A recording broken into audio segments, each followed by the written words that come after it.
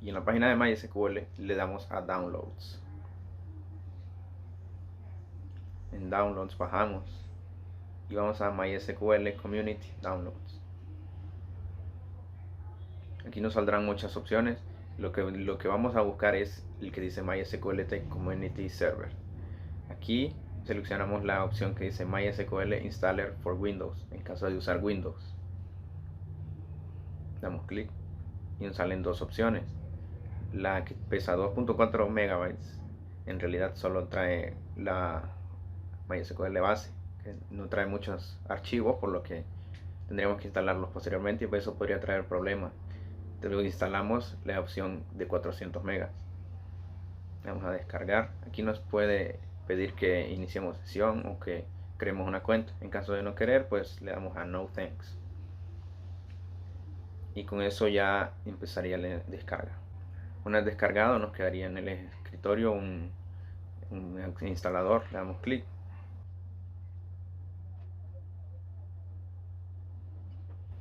Nos pedirá que le demos permisos. En ese caso le damos que sí.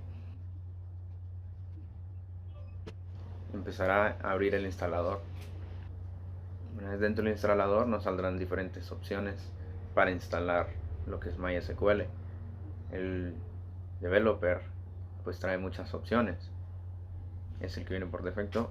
Nos trae MySQL, trae MySQL Shell, MySQL Router, MySQL Workbench, el cual es la aplicación en la cual podremos administrar lo que son las bases de datos.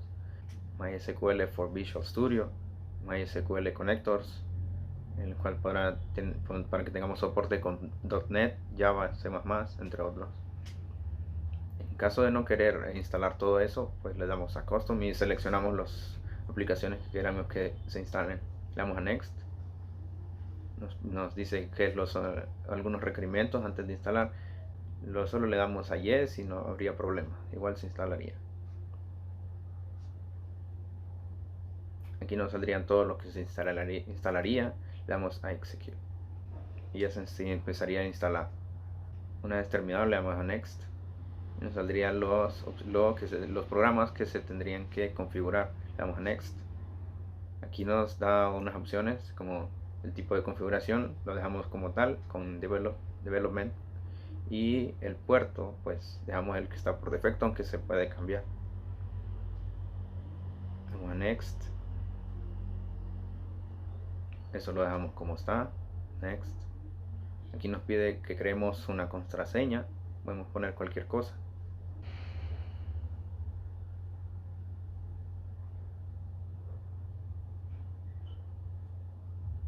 Vamos a Next.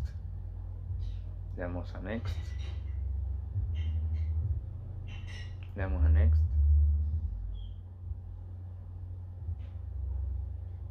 Y le damos a ejecutar. Una vez completado todo, le damos a Finish. Y se nos abriría el Shell y el Workbench. El Shell no lo necesitamos de momento, por lo que lo vamos a cerrar. Para comprobar que todo esté bien, le damos a Local Instance, MySQL. Nos pide la contraseña, la ponemos. Y ya estaría instalado lo que es MySQL. MySQL es un sistema de gestión de bases de datos relacionales de código abierto. Este fue creado en 1995 y es ampliamente utilizado para almacenar y recuperar información en aplicaciones web y de escritorio. Es compatible con muchos lenguajes de programación como PHP, Java, C++ y Python, lo que lo hace una opción muy popular por parte de los desarrolladores. Además ofrece características avanzadas como transacciones, vistas, procedimientos almacenados y desencadenadores que permiten una gestión eficiente de información. También es escalable y soporta grandes cantidades de información, lo que lo hace la mejor opción para aplicaciones de gran escala.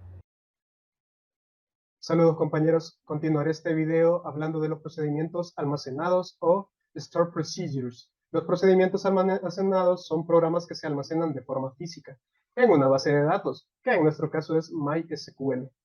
Estos son básicamente un conjunto de instrucciones que permiten la realización de consultas dentro de una base de datos, a partir de parámetros o sin ellos. A diferencia de las funciones, las cuales son muy utilizadas para realizar operaciones con los datos dentro de una base, estos no retornan ningún valor y mediante ellos se efectúa la lógica de negocios, la cual puede afectar el estado de la base de datos. Algunas de las diferencias entre funciones y procedimientos son las que hablaremos a continuación. La sintaxis para la creación de rutinas es algo diferente para procedimientos y para funciones. Un procedimiento se invoca mediante una instrucción code y una función puede ser llamada dentro de una sentencia, como cualquier otra función. Especificar un parámetro como in-out solo es válido para procedimiento. Para una función no es válido. Los parámetros siempre se consideran parámetros in. Las funciones no pueden usar instrucciones flush, mientras que los procedimientos almacenados sí pueden hacerlo. En MySQL es posible la utilización de Store Procedures a partir de la versión 5.0. Las ventajas. Bueno, la ventaja más considerable es que un procedimiento almacenado permite la programación modular. Esto es algo muy importante. Puede crear el procedimiento una vez, almacenarlo en la base de datos y llamarlo cualquier número de veces en su programa, cada vez que lo necesitemos. Gracias a ello, se posee una mejor optimización de la base de datos, ya que distintos usuarios pueden acceder a dicho procedimiento a través de la red, utilizando distintos parámetros de entrada. Esto lo que nos permite son tres cosas. Uno, una ejecución más rápida, reducción del tráfico de red y también se proporciona una mejor seguridad de datos. Ahora hablaremos de trigger. El trigger son objetos asociados con una tabla en una base de datos, que se ejecutan luego de que una acción definida se ejecute en dicha tabla. Estos son almacenados en archivos, TRG, y se almacena uno por tabla. Son utilizados generalmente para realizar validaciones a los valores implicados en una consulta del tipo insert o update, o realizar cálculos con los valores incluidos en una actualización. Las acciones desencadenantes de un trigger o disparador van desde una inserción, actualización o eliminación de datos en la tabla asociada, que es parte del CRUD. Y este puede configurarse de tal forma que se ejecute antes o después del evento desencadenante. El trigger, sin embargo, tiene algunas restricciones. Un trigger no se puede activar mediante acciones de clave externa. Los triggers de una réplica no se activan con instrucciones procedentes del origen, utilizando la replicación basada en filas. Estos son activados cuando se realiza la replicación basada en instrucciones. La instrucción return no está permitida en los desencadenadores, que no pueden devolver un valor. No se permiten los triggers en las vistas, ya que las tablas de una base de datos en realidad son vistas. No se permiten también en las tablas. La caché de desencadenadores no detecta cuando han cambiado los metadatos de los objetos subyacentes. Los triggers de MySQL se activan solo para los cambios realizados en las tablas por sentencias. SQL, obviamente. No se activan para los cambios en las tablas realizados por las API que no transmiten instrucciones SQL al servidor MySQL.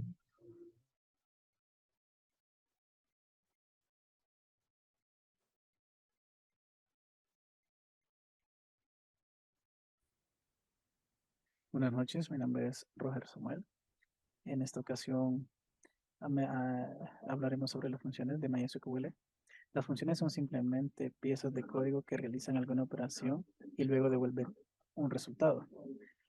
¿Y por qué usar funciones? Cuando usamos funciones podemos tener dicha funcionalidad integrada en la base de datos y cualquier aplicación que necesite los datos los obtendrá en el formato requerido.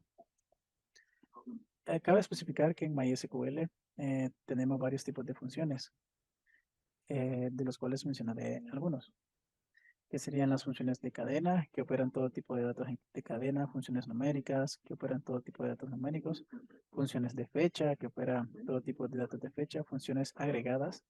Esta opera todos los tipos de datos anteriores, o sea que opera las funciones, las cadenas, los números, las fechas. También tenemos, en las funciones en cadena, funciona que tiene como parámetro un dato de tipo string, pudiendo realizar acciones como imprimir un mensaje o cambiar un valor según lo hayamos definido. En las funciones numéricas, con estas podemos realizar cálculos matemáticos sobre datos numéricos en las declaraciones de SQL. En las funciones almacenadas son como las funciones integradas, con las características de que nosotros tenemos que definir la función. Por ejemplo, en la siguiente sintaxis que mencionaré, se usa para crear dicha función. Se empieza con create functions, sf-name, entre paréntesis, entre llaves, parameter, entre paréntesis, s, cerramos paréntesis, cerramos la llave y cerramos entre paréntesis. En este es obligatorio y le dice a MySQL que crea una función con el nombre sf-name, con los parámetros opcionales que definimos en el paréntesis. El tipo de dato retro es obligatorio y nos dice el tipo de datos que la función devolverá. En las declaraciones del código de procedimiento que ejecuta la función, funciones almacenadas por el usuario. Nosotros también podemos definir funciones para ampliar MySQL. Podemos crear estas a través del lenguaje C, C++, Java, etc. Una vez agregados al servidor de MySQL, las tenemos a nuestra completa disposición. Ahora hablaremos sobre los jobs. Los jobs son áreas programadas en MySQL. Nos sirven para ejecutar scripts en un momento determinado. Nos permiten programas cantidades de código de script para que puedan realizar un proceso de manera automatizada. Los jobs también son conocidos como eventos y conceptos y implementado desde la versión 1.5. Por ejemplo, podemos crear un evento que se ejecute por sí mismo cada 6 horas.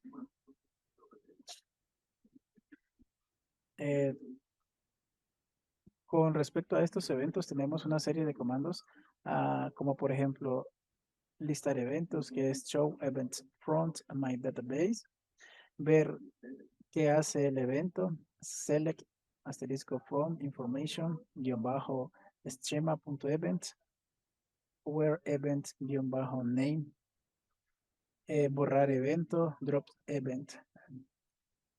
Y Bien, ahora pasaremos a explicar los tipos de datos que existen en MySQL.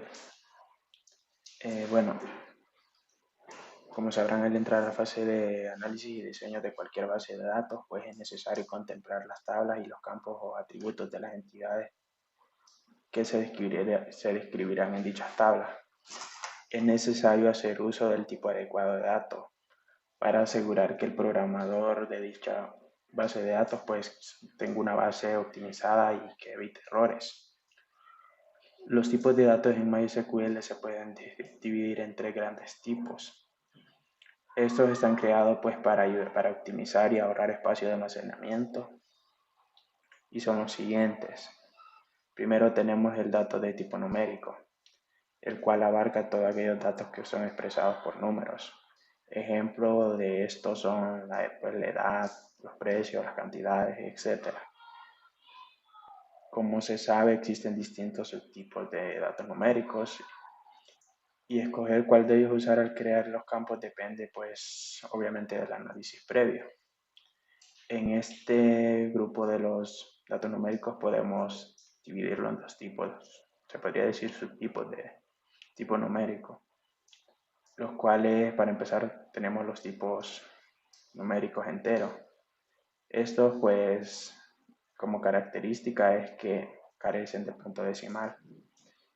Y estos son los thin-int, small-int, medium-int, integer y bin-int. El otro subgrupo de los tipos numéricos son los números reales, que estos pues incluyen el punto decimal y se clasifican los siguientes subtipos, que son decimal, numérico, float y double. El otro grande grupo de los tipos de datos en MySQL es el datos de tipo cadena, que están formados por datos alfanuméricos que pueden incluir toda clase de caracteres sin restricciones. Es decir, pueden incluir letras, números, espacios y caracteres especiales. También para este tipo de datos existen cantidades de subtipos a elegir según las especificaciones del campo. Cabe recalcar que algunos subtipos vienen en tuplas, esto porque tiene alguna relación o uno deriva de los otros y por esa razón están relacionados entre sí, con solo algunas características que difieren de ella. Estos subtipos pues se dividen en char, varchar y enum. Enum pues viene en la dupla con set. El otro gran tipo de datos pues son los tipos de datos fecha y hora. Pues son utilizados obviamente para llevar datos de registro. Los que ofrece MySQL son date, time y timestamp. Pasaremos a hablar un poco sobre la programación en MySQL. Bueno, como es sabido, MySQL es uno de los gestores de base de datos más utilizados porque es de código abierto, además que cuenta con licencia gratuita y además es lo suficientemente potente para poder emplearse en el desarrollo web. La sintaxis común de MySQL está formada por el punto y coma, las declaraciones que pueden estar en mayúscula o minúscula, aunque se recomienda el uso de mayúscula para emplear las declaraciones. Y además se pueden escribir comentarios en una sola línea utilizando guión bajo repetidamente 3 veces más el comentario y cerrándolo con numeral. Se puede escribir en varias líneas pues, utilizando pleca, coma para abrir el comentario y asterisco pleca para cerrarlo. Pues la clasificación de las sentencias en SQL son por las siglas DDL, que es el lenguaje de definición de datos, DML, que sería el lenguaje de manipulación de datos, ITA, y además DQL, el lenguaje de consulta de datos, y por último sería DCL por las siglas, que sería el lenguaje de control de datos.